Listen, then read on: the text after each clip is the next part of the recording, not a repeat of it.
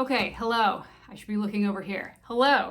Welcome to my office for now. In the comments of my last video, I had somebody talking about simulacra and what they wondered that's not a sentence, let's try again. They wondered what people who were extremely online would think about the phenomenon. And ooh, that got me because people who are extremely online is a subject I have many opinions about and I feel very passionate about. And so I started a comment and then I reached the character limit. Basically, YouTube was like, you need to chill out. So this is just gonna be a video instead. What does it mean to be extremely online? It's also called chronically online or terminally online. It refers to people who spend a significant amount of their time on the internet to the point where their entire personality appears to revolve around internet memes and culture and slang. They are always connected to the internet and are constantly engaging with social media and other platforms. The calling card of someone who is extremely online is someone who makes very obscure niche references to internet culture while attempting to interact with people in public, and it usually doesn't go well. Not that I know anything about that. People who are extremely online tend to suffer from a lack of perspective, having no idea how aware others are of their interests outside of their niche social circle. I'm reading off a script, I'm sorry, I have a lot to say. Hi, I'm Magdalen Rose. Please smash that like button and subscribe to the channel. Or don't, whatever. How does this situation happen? While there's been a lot of general studies about how spending too much time on the internet is not very good for you. It leads to anxiety and depression. Social media is bad because you're comparing yourself to other people. There hasn't been a lot of research yet about this particular issue. But when you look at it, being extremely online is a sort of self-inflicted alienation. In my opinion, it's avoidance. Something in the real world is making you uncomfortable or anxious, and you are avoiding it by distracting yourself, either by mindlessly consuming huge amounts of content or hyper-focusing on internet drama and often political causes. Yes, I'm sorry, we're gonna talk about it. That last point is tricky because you can very easily tell yourself, hey, I do feel passionate about this political issue, and by posting about it all the time, I'm doing a good deed. I'm being helpful by spreading awareness, and that may be true, but let me ask you, are you okay? Because most of the people I know who post about political causes at 2 a.m. are generally not. It's not so much activism as it is rumination. So it can actually be a valid, important political cause and also be a sign that you're suffering. Both can be true. Why do people get this way? The drive to alienate yourself like this can just be a survival instinct. For example, if you came from a rough home and you're just trying to distract yourself to get away from it, you might be a queer person in a small town. I could also really see this happening to children of people with something like a hoarding disorder. What's actually around you in the real world is just not tenable and you're trying to get away from it. There's lots of perfectly rational, understandable reasons why someone would end up spending too much time online. However, it is a flawed coping mechanism and it can easily spiral out of control. So what are the effects? Well, first of all, social alienation, which subconsciously is kind of the point. I've noticed in people that it can kind of foster a negative view of the world, and that's not to say that everyone should run around with rainbows shooting out of their ass all the time, but a realistic view of the world is a balance of positive and negative viewpoints and perspectives. For example, climate change is real and it's very bad, but there's more pressure on governments to address that crisis more now than ever. We also just discovered a fungus that eats plastic, and so that's pretty cool. As public opinion turns sour over consumption, more companies are going to feel pressured to adjust their products to that.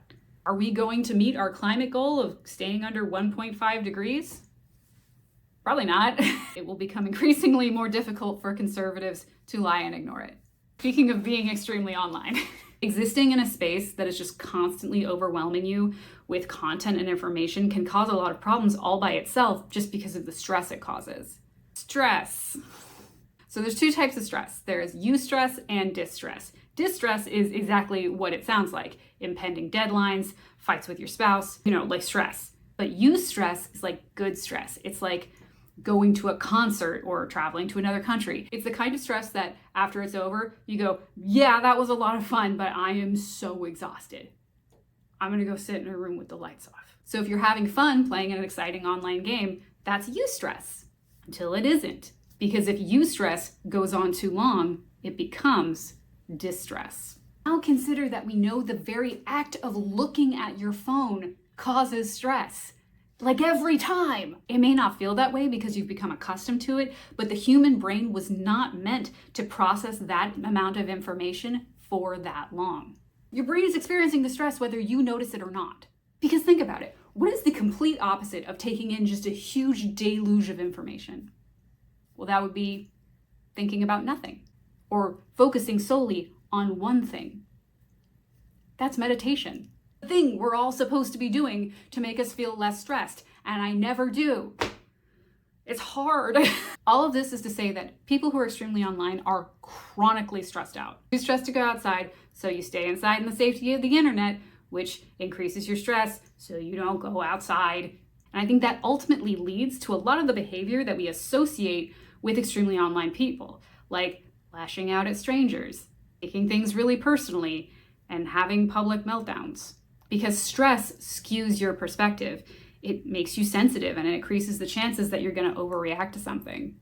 What are the long-term consequences? Well, that's the scary thing.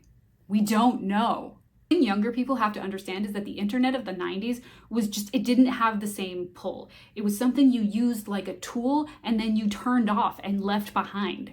The real problem didn't seem to begin until smartphones became ubiquitous, and that was like 2010? We're not going to see the real fallout of this, or at least the data about it, for probably a couple decades. And we're just now meeting the first generation raised entirely with this level of information in their lives from childhood. And I'll be honest, I'm kind of worried about them. I think they're going to have a hard time. And I can't even relate to what they're going through because I didn't get my first computer until I was 13. And I didn't get my first cell phone until I was 15. And even then, it was one of these things, a Nokia brick. You could break up with your boyfriend, absolutely wreck that thing on the pavement, and then put it back together and it would still work. It was amazing. Now this next part is anecdotal, so take it with a grain of salt. But I can say confidently that I believe retaining memories is going to become an increasing problem. All of the time that I spent in my 20s, like doing raids in WoW or doing bail runs in Diablo 2, shut up, don't make fun of me, I will cry. I have no memories of what we did. Nothing sticks out as particularly significant because all of the actions we were taking were completely meaningless. It was fun in the moment, but it wasn't worth remembering. If you've been on this channel for a while, you know my memory is famously bad. So I thought it was just me. But then I started reading the complaints from younger people who are regretting their internet addiction in forums that I probably shouldn't have spent so much time in. Memories come up a lot. People as young as 20 and old as 50 were lamenting how little they had done with their time, that they had spent all of their formative years online and now had little to look back on. Since our brain retains the most, all involve real world stimuli. So like sight, sound, taste, feel, and smell. Like intense emotion, excitement, and fear. Which is why I remember getting stranded at a house that we all totally thought was haunted because our friend's car broke down. And that happened 25 years ago. And I don't remember what I did last month. What to do if you are extremely online. Throw your phone in the ocean. No? Okay. Question your underlying assumptions. Not just about the world, but yourself. I've noticed that a lot of the people with this problem that I've met tend to have a fixed mindset. Like, this thing is too hard for me, so I can't do it. That's just who I am. My love, you are an electric meat sack. You can change your mind if you want. It doesn't matter. You're allowed to change your entire life if it's causing you problems. Like, changing now doesn't mean that the person you were was not an authentic version of you. Like, you're not a phony Holden. Address your anxiety with therapy and medication. Therapy isn't just for crazy people or weak people. It doesn't change your personality. It doesn't make you a zombie. These opinions are all bullshit. And if someone tells you otherwise, they are wrong. Okay, this was a big one for me. Assess how your lifestyle might be making things worse. There's a fitness saying that says, like, you can't get a different outcome from doing what you've always done. And that's true. So I guess do something different. So if the problems become completely overwhelming, like you feel like it's ruining your life, I would take drastic measures. And by that, I mean get rid of your phone. Get a landline, get rid of your TV, cancel Netflix, and donate your games. Like, I promise you, people survived without these things, and they even thrived for it. You will be okay. and you might be better. You're an electric meat sack, like hurtling through the void of space, and you get one shot to experience as much of it as possible. You deserve to be present in your own life. And if you're not in a good place, spend your time taking those little steps toward fixing it, because it's yours. Thanks for watching this video. I hope it was helpful. I have a Patreon. You should check that out. You can donate $1 a month to like let me keep doing these. And I'll see you next time. Or maybe I won't, in which case, good job.